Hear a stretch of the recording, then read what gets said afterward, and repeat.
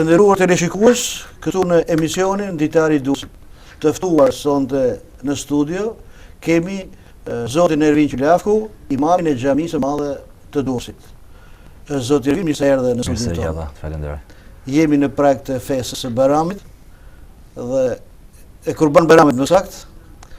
Në prag tash të këtyre ditëve të kjo festë, mase shumë njerëz që janë të fesuar e di më mirë, po Durrësi shquhet për bashkëjetesën mes komuniteteve fetare, që mund të ketë disa njerëz që ndoshta nuk i kanë njohuri të duhura, që përfaqëson festa Kurban Bayramit për komunitetin musliman. Atëherë, me emrin e Zotit, mëshiruesit, mëshirbërësit, ne muslimanët kemi disa festa, por nga më kryesorët janë dy festat e Bayrameve. Fitr Bayrami, i cili tregon për përfundimin e agjërimit, dhe Kurban Bayramin, i cili është pikërisht në sezonin e haxhit. Dhe muslimanët në këtë kohë mundohen që t'i përngjasojnë me veprimet e tyre edhe muslimanët që ka shkuar në Mekë për të bërë pelegrinazhin. Ne mas sa ditësh do festojmë Kurban Bayramin. Ai ka një rëndësi shumë të madhe në besimin ton, sepse përtej edhe faktit fetar, ka dhe rëndësi nga ana e aspektit social. Por, nëse do kthehemi pak në retrospektiv, mund të them që flijimet janë nga adhurimet më të hershme. Që në kohën e që në fillimet apo në zanafillën e krijimit, domethënë, që në njerëzit e parë të njerëzimit, flijimet kanë qenë prezente. Janë të shumë besime fetare që kanë qenë atë kohë. Absolutisht. Madje në shumë kultura, në Azi, në Europën qendrore, në shumë vende, në Greqinë e lashtë, një edhe flijimi i njerëzve. Dhe po të kthehemi tash pak tek historia e festës së Kurban Bayramit, që për ne muslimanët merr spunto dhe shkak nga flijimi që donte të kryente profeti i mbar njerëzimit, Ibrahimi, paqja e Zotit qoftë mbi të, ai donte të flijonte djalin e tij. Dhe po ta meditojmë dhe të thellohemi paksa, ne mund të shkojmë në origjinën e flijimeve klasike dhe të hershme, që njerëzit nuk e kanë pas për gjë dhe kanë pas apo rit shumë të lartë dhe shumë të respektuar flijimin e njerëzve për hir të idhujt të tyre apo dikujt që mund ta konsideronin si perëndit apo si diçka të shenjtë. Profeti Ibrahim a.s. shef në ëndër, sigur merr një urdhër që të flijojë djalin e tij të vetëm në atë kohë. Ëndra përsëritet 3 ditë rresht, dhe të paktën në teologjinë islame, ëndrat e profetëve janë shpallje. Pra kanë vërtetësi.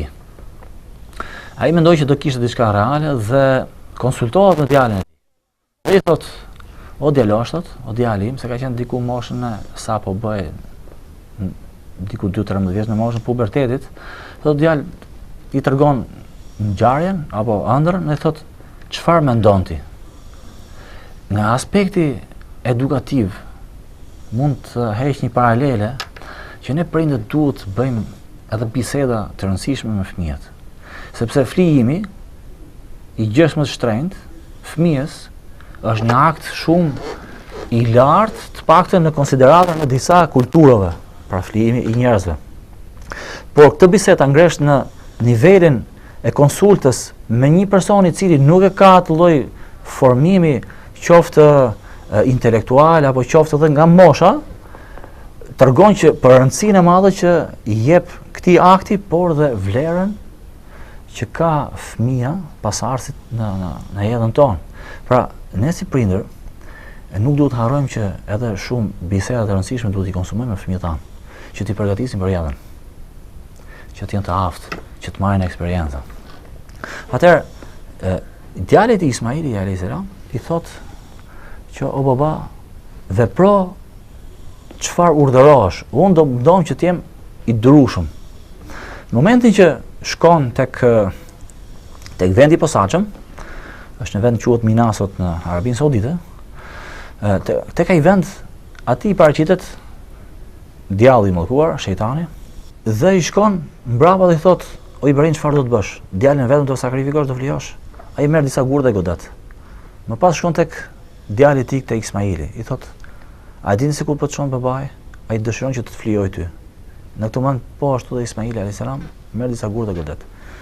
Kur shikon që nuk mund të gjejë dot shteg përmes tyre, shkon tek bashkëshorte e Ibrahimit alayhis salam dhe i thot: "Bashkëshorti yt po merr djalin për ta flijuar", dhe ajo godet me 7 gur. Që pra se dite ne kemi marrë si simbolik në muslimanët që duke qenë se jemi në këtë ditë të bekuara të haxhit, të pelegrinazhit, e kemi si simbolik goditjen e gurëve në një vend të posaçëm, në 3 vendet që mendohet që kanë qenë pikërisht që kanë ndodhur ngjarja. Dhe që para sa dite ka marrë një rëndësi të veçantë domethënë kurbani për ne. Kurbani është nga aktet më sublime që krijesa i dedikohet krijuesit, hyjnisë tij. Edhe si traditë, shqiptarët e kanë pasur për shembull që përveç festave të Bajramit bënin kurbane. Kanë pas bërë kurban për shtëpinë e re, pavarësisht se më pas kanë pas marrë dhe disa element me vete, disa element paganizmi, për shembull që fusnin kokën dhe gjakun brenda tek themelet, me idenë që gjaku dhe koka do të na mbrojnë nga fatkeqësitë të ndryshme. Por si akt njihet që flijimi i një kafshë për respekt dhe për mirënjohje ndaj Zotit dhe për mbarësi për ndërtesën e re, për evenimentin që kanë pas në fjalë. Ose për shembull flijimet bëheshin për lindjen e fëmijëve. Ne kemi edhe në teologjinë islame kemi që kur lind një mashkull dhe femër duhet që të prejmë kurban. Falënderim ndaj Zotit për këtë mirësi dhe të dhuratë të madhe që na dhuroi, por edhe nga një anë për ta ruajtur disi edhe këtë krijesë këtë krijesë që erdhi në jetë, në çdo lloj fatkeqësie që mund ndodhi dhe Zoti, domethënë me anë të kësaj sakrifice e ruan domethënë fëmijën e porsalindur. Ose për shembull për shërim, njihet për shembull edhe në popullin tonë që kur ndodh një fatkeqësi dhe dalin prej saj, paq dhe pa dëmtuar, do bëjnë një kurban. Ose një smur për shembull.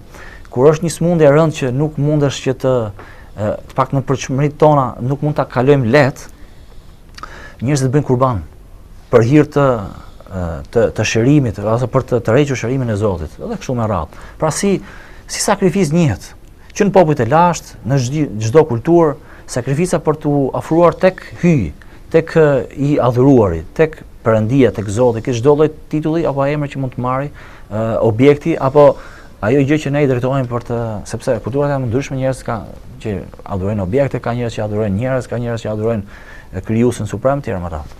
Pra si traditë e lashtë është akoma evidente në jetën tonë. Tash në ditën tona që festohet Kurban Bajrami, si procedon këtë ceremoni me shpërndarjen e ndihmave për familjet e varfra, se i keni dhënë një simbolik karakteristik? Absolutisht. Kurbani ka dhe simbolikën e solidarizimit me njerëzit, pra barazia sociale. Ç'do të them, faktikisht atë ditë nuk duhet mungoj tek asnjë trojez ushqimi dhe festa, gëzimi, të jetë prezent. Prandaj në për këtë gjë, kurbani nuk është vetëm akt sakrificë ndaj Zotit, sepse njeriu që pran një kurban sot bën një sakrificë sepse duke u referuar edhe kushteve ekonomike, është pak sa i kushtueshëm. Por njerëzit me besim, domethënë e marrin konsiderat këtë lloj akti të lartë, duke lënë më njanë domethënë edhe sa mund të vlejë ajo gjë. Po jo çdo person e ka mundësinë që të bëj kurban, që të flijoj. Dhe në këtë mënyrë, ne krahas adhurimit që kemi ndaj Zotit me këtë akt, ne shpërndajmë, e kemi edhe tip solidarizim shpirtëror edhe me njerëzit që janë në nevojë.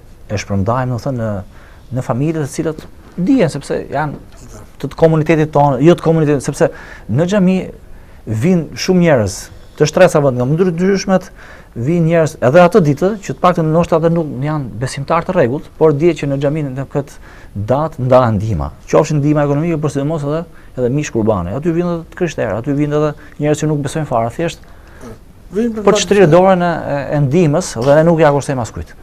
Pra domethënë ne muslimanë pasi falim namazin e Bajramit, që bëhet diku një gjysore pasi lindi dielli, pastaj shtuhem dhe drejtohemi tek vendet e posaçme për të prerë kurbanin. Aty presim kurbanin dhe nga traditat është që atë ditë nuk duhet të futesh gjë në gojë, nuk duhet të prishësh, nuk duhet të hash mëngjes derisa të hapësh apo të hash diçka nga kurbani i gatuar.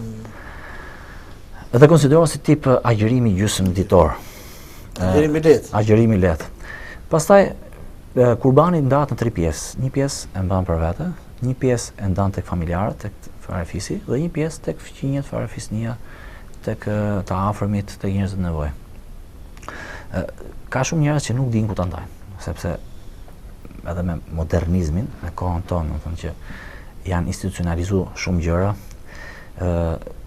plus edhe shkëputja e lidhjeve shoqërore me njëri tjetrin. Sot për shembull jetojmë në një pallat, në një ndërtesë dhe nuk dimë se kë kemi pranë, se çfarë nevojash ka ai. Dhe njerëzit faktikisht janë dhe pak të huajzuar sot nga njerëzit. Janë të shkëputur, larguar, edhe dinamika e kërkon këtë gjë, dinamika e jetës, ekonomia do që të punosh fort. Dhe ndoshta nuk na bie shumë shpesh që të njohim dhe njerëz që kemi rreth rrotull. Dhe njerëz duket mos ditur se kush janë në nevojë dhe kush nuk janë në nevojë. Vinë tek xhamia dhe thonë, shiko, ne do bëjmë kurban, do ta lëm një pjesë këtu, që të paktën ju ta ndani tek njerëzit të cilët keni që njihni domethënë që janë nevojtar. Në këtë festë që thuhet në Durrës për shembull, sa është si komunitet që e feston Bajramin? Festimi i Bajramit, të dy Bajramet janë shumë masive, të paktën këto vite të tuaja nuk e di, po sipas disa studimeve teologjike perandimore, thotë që shekulli 21 është shekulli i religionit. Nëse shekulli 20 ka qenë shekulli i ateizmit, shkenca, zhvillimet ndryshme, njeriu mendoi se shkenca do t'i mjaftonte atij për të përmbushur të brendshme. Arritje shkencore nuk kemi nevojë tash as për religion, as për gjë tjetër, sepse e prekshmja, çdo gjë që informacion që na vjen nga mjedisi, nga shqisat të radh, e kompensojnë atë të brendshme. Kaloi një shekull dhe kjo ide dështoi, faktikisht, dhe njerëzit po rikthehen përsëri, qofshin ato njerëz të fushës të studimeve, njerëz të artit, të shkencës, të çdo lloj profili, e shohin që njeriu ka nevojë që të drejtohet diku. Dhe ka nevojë për Zotin. Çdo lloj feje qoftë. Kjo vetë të re edhe tek prezenca e madhe që ka, domethënë, në dy festat e Bajrameve. Pavarësisht se gjithë njerëzit nuk janë fetarë që të vinë çdo ditë në xhami apo një herë në javë, siç e kemi në ditën e premte që kemi ditë të bekuar. Por ajo vetë të re, domethënë, në ditët e Bajrameve. Në festën e Bajram Kurbanit ka një prezencë masive, sikurse ka dhe normalisht edhe prezencë jashtëzakonshme në festën e Fitr Bajramit. Ka njerëz, imagjino ne kemi marrë masa që të shfrytëzojmë dhe hapësirat e rreth rrotull të xhamisë. Shesh pushimin sipër galerisë Nikolet Vasia, e shfrytëzojmë. Kemi vite sepse prezenca është masive. Këtë vit ne mendojmë që të shfrytëzojmë edhe trotuarin poshtë përballë bulevardit ose përballë sheshit tek bulevardi, sepse prezenca është shumë e madhe. Të vërtetë që njerëzit kanë nevojë. Është një aspekt në ekzistencën tonë që do mbushur. Atë nuk ta mbush dot as paraja, nuk ta mbush dot as shkenca, as teknologjia. Këto ta vrojnë shpirtin, sepse njeriu krijon një lloj varësie e cila nuk është ngopse dhe mbushse, por thjesht është gjithmonë rendse për gjën më të re, ose për diçka tjetër që të kompensojë. Se kënaqësia e cila është e limituar në këtë botë që është botë materiale, është e kohëzuar dhe është e limituar. Përfundon si çdo kënaqësi tjetër. Dhe njeriu kur mësohet në një lloj kënaqësie do që ta kompensojë, sepse në botë nuk funksionon ligji i vakumit, nuk ka vakum. Çdo gjë, domethënë, që ndodh zëvendësohet me diçka tjetër. Edhe e brendshmja jon, nëse nuk zëvendësohet ose nuk ushqehet me atë që ka nevojë, njeriu do rendi mbas kënaqësive të kësaj edhe. E konsumon një lloj kënaqësie, kënaqet dhe mësohet me atë, do ta kompensojë me diçka tjetër derisa që nuk di se ku ta gjej kënaqësinë. Edhe drejtohet pastaj tek Zoti. Atëherë këtu që ka kënaqësia e madhe, këtë feja. Sepse entiteti i shpirtit është shumë i çuditshëm. Ai nuk është, ai është transcendental. Është përtej shqisor. Është përtej material. Materia e dihet se si funksionon dhe çfarë e bën atë që procedojë. Kurse shpirti është tip enigme në brendsinë tonë. Prandaj ka nevojë për Zotin, edhe për që të jetë prezant njeriu me shpirtin vet, me trupin vet, domethënë në festa të tilla që të marrë pjesë dhe të mbushë edhe të dëshirat e shpirtit, të ushqejë shpirtin e tij. A ka shumë besimtar dursak që kanë shkuar në haxh ndër vite? Po. Ne kemi shumë dursak dhe në rang Shqipërie, numri i haxhit vjen çdo vit duke u ngritur ka qenë dikur 200, 300, 350 vetë, këtë vit janë diku 600 sa vetë që shkojnë për haxh. Neve na bashkohen edhe haxhilerët e Malit Zi dhe bëjmë diku ke 850 vetë, domethënë haxhilerë që nisin nga Shqipëria, nga aeroporti Nën Tereza. Do të shumë. Ja, domethënë shiko, po të shikosh edhe dinamikën e ngjarjeve në Arabinë Saudite, atje gjithmonë është në konstruksione sipër xhamia e shenjtë e Qafës. Domethënë vetëm këtë vit mund të bësh një lloj peligrinazhi pa prezencën e mjetëve të ndërtimit, vinçe etj. Se çdo vit për shembull, paktën unë kam shkuar një 10 herë, qoftë me guidën, qoftë me edhe për dikët që nuk ka mundësi që ta kryej, domethënë dërgon njerëz të tjerë. Aty ka qenë gjithmonë haxhi shoqëruar me mjete të ndërtimi, me konstruksion. Pavarësisht se në ato ditë çdo gjë po zollohet. Por shiko, është evidente, vinçi, domethënë ato mjetet e punës, këtë vit nuk ka, domethënë nuk ka një evidencë të tillë, nuk ka një prezencë të tillë sepse është zgjeruar qavëja, por se ka një lloj projekti për ta zgjeruar akoma më tepër sepse prezenca sa vjen në shtohet. Imagjino 3 milion vet, 4 milion vet të jenë prezent në një hapësirë aq të vogël. Normalisht që kërkon një hapësirë më të madhe. Hotelet të cilët kanë një kontratë edhe garanci 10 vjeçare, 15 vjeçare, edhe mund të nënshtrohet shembjes për t'u zgjeruar për projektin e madh që bëhet. Kështu që prezenca është e madhe. Tregon që njerëzit kanë nevojë. Jeni ndodhur ju para këtij fenomeni në Durrës, se fillimisht ishin më pak. Shumë pak. Tash vetëm 0 graduari sapo zbrisi edhe në rrugë. Unë bëjmë festën e Bajramit parë që kemi festuar domethënë tek xhamia e madhe. Ka qenë vitin 1994, kam qenë i vogël faktikisht. Nuk ka pas as tapeta, as gjë tjetër, ne kemi marrë me vete nga shtëpia në një pëlhur, diçka në një sexhadë të vogël apo në një qilim. U zgjerua, domethënë u pa nevoja e zgjerimit dhe shfrytëzimit edhe jashtë ambientit të xhamis, sepse besimtar ka plot. Vinë edhe për mbarësi, edhe për kuriozitet, vinë edhe të besimeve të tjera. Besimi që kanë besimin fetar që kanë për vetë, për atyre.